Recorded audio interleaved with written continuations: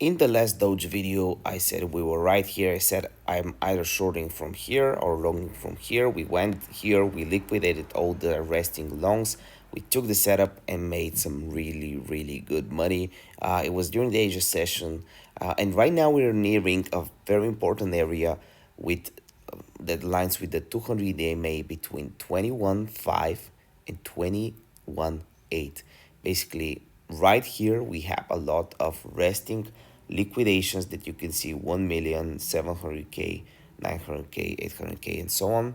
So I'm planning to short from this level with some confluences. And if you want to see how this trade went, I do these videos daily, so hit the subscribe button. And also, meme coins 262 grand up on BullX, 28 grand on this new wallet. If you want to learn how I'm trading, use the link in the description down below for my course. I made it super cheap so everyone can access it, or there's links to my Signals chat as well. That's it. Love with all my heart. See you next video. This video is not financial advice.